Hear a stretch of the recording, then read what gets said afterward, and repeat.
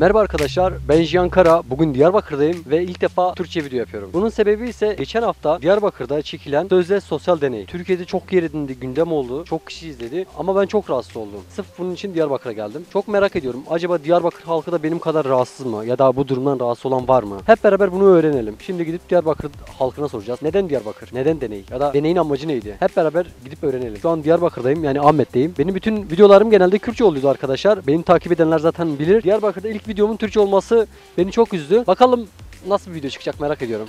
Hadi gel. Şimdi Dağ Kapı'dayız arkadaşlar. Birazdan Şeyh Said Meydanı'na geçeceğiz. Orada insanlarla röportaj yapacağız. Geçen hafta Diyarbakır'da yapılan sosyal deney videosunu izlediniz mi? Evet. Ne düşünüyorsunuz? Ya açıkçası ben o videoda çok rahatsız oldum. Yani dışarıdan gelip bizim insanlarımızı sorgulamak kimseye düşmez.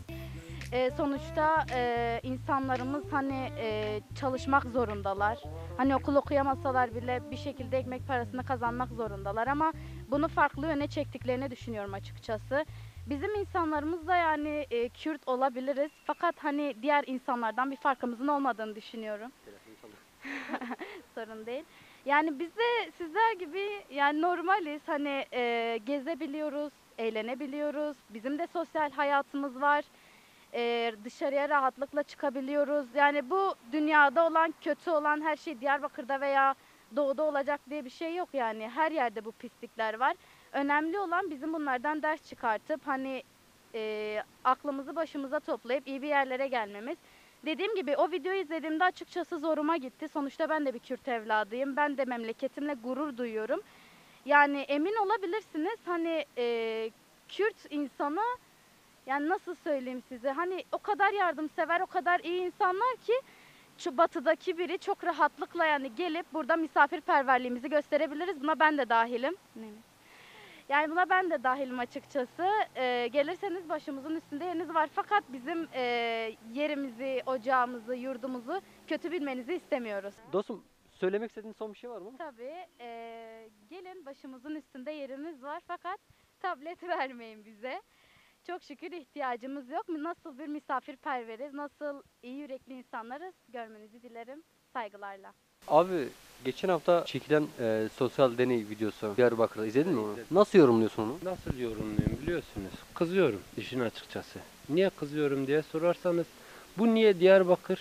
Niye Doğu ve Güneydoğu bölgesi? Bu niye çocuklar? Bu niye duygu kasmak? Türkiye'nin hangi köşesine gidersen git insanlarımız zaten iyidir. Ya her yerin kötüsünün yanında iyisi de vardır. İyinin yanında kötüsü de vardır. Sen kalkıp işte yok ben Diyarbakır'a geldim de İstanbul'dan Diyarbakır'a geldim de işte çocuklara ben açım bana yemek alır mısın?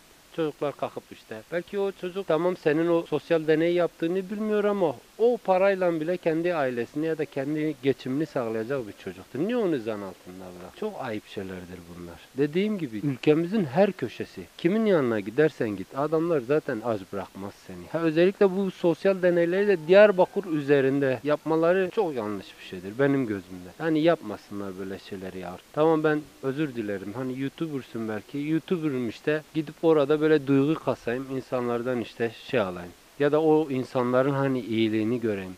Ya bunu senin anlatmana gerek yok. Kimse kimseyi bir memleketten kovmuyor babam. Kovuyor mu? Yok. Sen çık gel Diyarbakır senin de memleketindir benim de memleketimdir. Sen gör tanı. İlla bunu bir YouTuber gelip duygu kasmasın. Size insanları böyle tanıtmasın. Aslında izlerken ben de kendi kendime dedim ki yani bu ne hat, iki kişi gelip Diyarbakır'ın halkının insanlığını tescilliyor sanki. Yani sanki onlardan önce bunlar insan değildi. Çok büyük bir tepki verdiler sosyal medyada. İşte o inanamaz, olamaz, inanılmaz, nasıl böyle bir şey yaparlar. Yani bu çok normal bir şey. Kardeşime küçük bir şey söyleyeyim ki ben Cahit Sıkı Tarancı Müzesi'ndeyim. Sezon kötüydü ziyade bu pandemi var diye insanlar gelmiyor buraya. Hani turlar falan. Ben geçen yıl hani böyle sezonun ortasında bir tane hocamızın hani böyle orta yaşlı bir tane ablamızın hani kapıdan böyle içeri girerken böyle bana doğru hani sizden özür dilerim diye koşması. Ben böyle şok oldum, hani biz buranın içerisinde mi onlara bir yanlış yaptık gibisinden. Hayırdır hocam dedim, ne oldu, hani ne yaptık biz? Yok dedi, biz sizi böyle bilmiyorduk. Biz Diyarbakır halkını ya da işte Doğu'nun insanlarını ne olmuştu işte hani böyle biliyorduk. Hani dile gelmez şeylerdir ki kadın söyledi kendisi. Ben de buna birebir şahidim. İnşallah yarın öbür gün kendisi de bu videoyu izler. Hani der ben bunu söyledim. Dedim o sizin suçunuzdur. Tamam bizim şu an medyalarımız iyi değil ki birçok insanımıza birçok insan diyen bunu hepsi böyle yani nasıl diyeyim sıkışık kalıpların içerisindeki insanlardır ha. Hep böyle işte dediğim gibi Kürdü, Türk'ü birbirinden ayıran insanlardır. Herkesi böyle ne bileyim böyle cani, ne bileyim böyle düşman, ne bileyim böyle kötü görürler. Daha sonra insanları görüp tanıdıktan sonra hani o kaygılar kendileri kırdıkları zaman daha güzel olur. Dediğin gibi 2 tane YouTuber'ın işte Diyarbakır'ın insanını tescillemesine Diyarbakır'ın hiç ihtiyacı yoktur ha. Hiç ihtiyacı yoktur. Hele ki bunu çocuklar üzerinde yapmaları çok çok büyük bir yanlıştır benim gözümde. Tamam bizim çocuklarımız zaten kahramandır. Zaten delikanlı. O çocuk o yaşta ailesini getiriyor. Ondan büyük adam yoktur ha benim gözümde.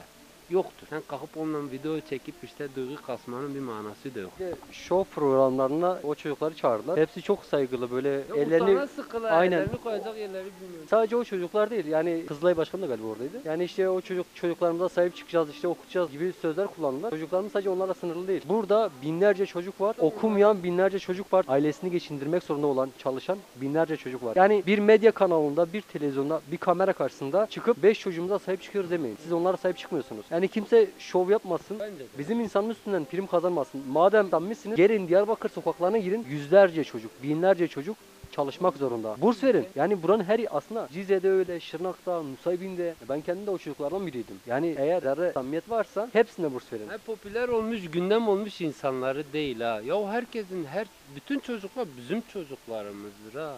Ülkenin her köşesinde. Bizim onlara bakmamız gerekir, bizim onlara sahip çıkmamız gerekir. Ha ben bekarım, yaşım 34.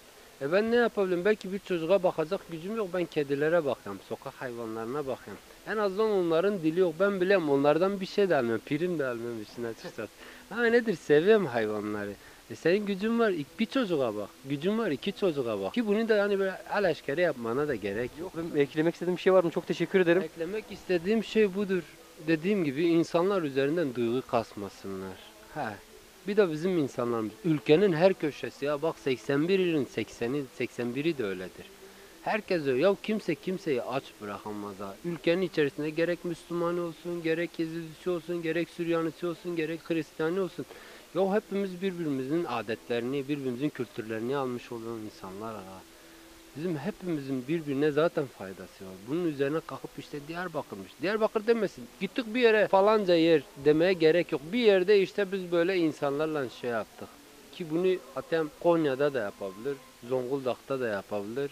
Ondan sonra Yalova'sında, Bursa'sında da yapabilir. Anladın mı babacığım? Anladım abi. Teşekkür ederim. Eyvallah. Şerbet için teşekkür ederiz. Afiyet bal şeker olsun. Allah'a emanet. Şerbetleri çok güzel. Kapıdayız ve bir amca şarkı söylüyor.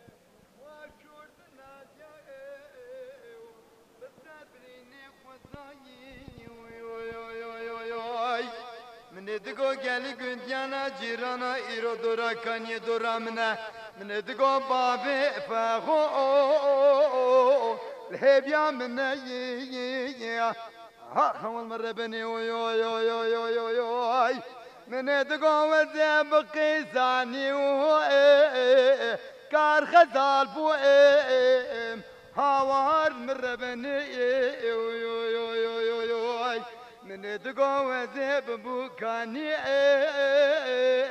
لو بردل البو ها خمال مربني وي وي وي وي وي وي من دقو وذيب كتم دستي مر حرام وذيب بيرو كالبوم هاور لمي مالا مني وي وي وي وي امان امان امان امان امان هاور لمي مالا مني ها خمال مربني وي وي Diyarbakır'da arkadaşlar birkaç sokakta yine böyle denk geldim. Şarkı söyleyen arkadaşlar var. Cidden gelmeyen arkadaşlara tavsiye ediyorum. Mutlaka gelin. Yani her sokak başında spontane bir şey karşınıza çıkabiliyor. Devam edelim. Dayı bir şey sorabilir miyiz? Bırak bir şey sorabilir miyim? Konu Diyarbakır'da geçen hafta yapılan sosyal deney. Ne düşünüyorsun? Ya vallahi ne desem de bazı gerçekler değişmez. Nasıl yani? Ya bu şimdi o kadar abartıyorlar sanki Diyarbakır insanları canavarmış gibi, eski çağda yaşayan Kızılderililer gibiymiş gibi. Ya burada kime sorsan hani açım beni evine götür misafir et. Herkes misafir eder. Yani bunu o kadar abartıyorlar sanki. Ya bizim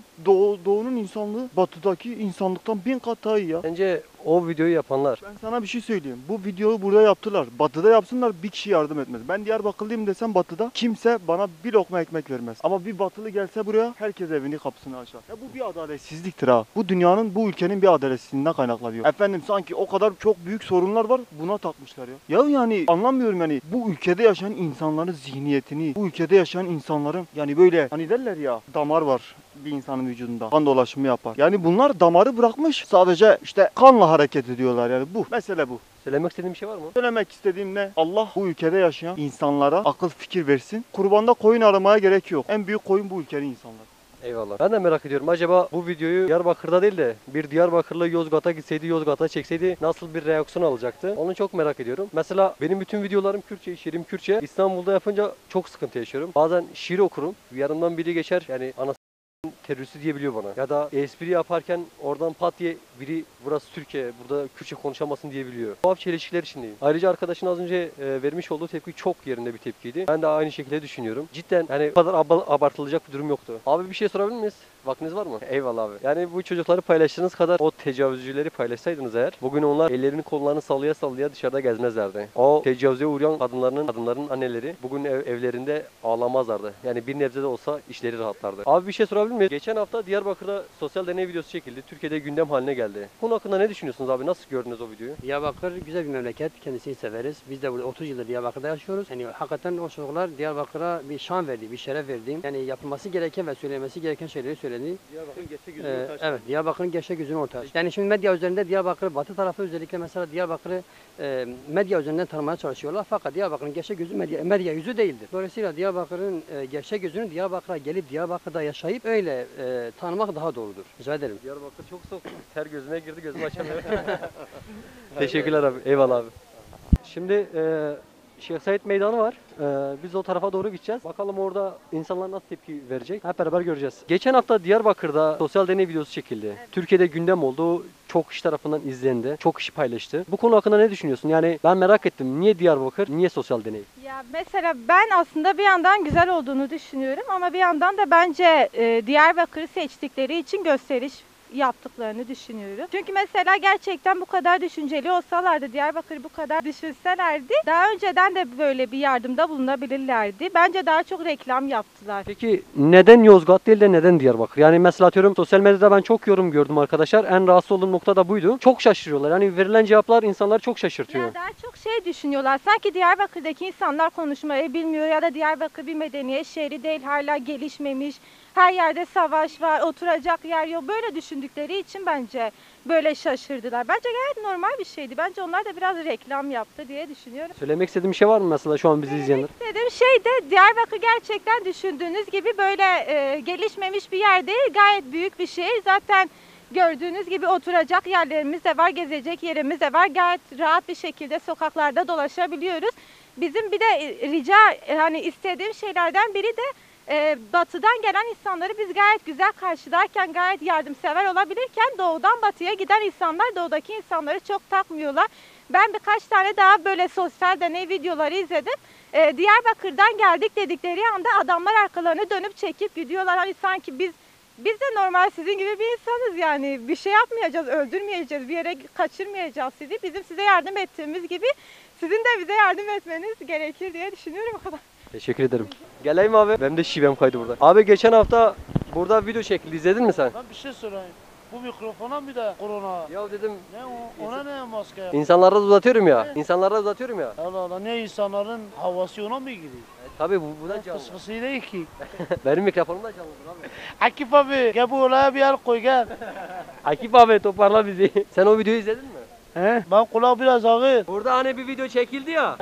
Nasıl bir video? Hani çocuklar böyle ekmek falan veriyor, yemek veriyor ya. Çocuklara mı veriyordu? He. Onu izledin? Yok onu izleyemedim ben ya. Sen sanki benimle kafa buluyorsun abi. Yok vallahi yok. Ben misal şu anda televizyon seyretmiyorum. Vallahi niye? Sezona girmişim. Sezon açılsa seyredeceğim. Sen ne sezon arası verdin? He? Sen hangi sezon? Benim kış sezonu. He. Ne iş yapıyorsun abi? Ben simitçiyim. He.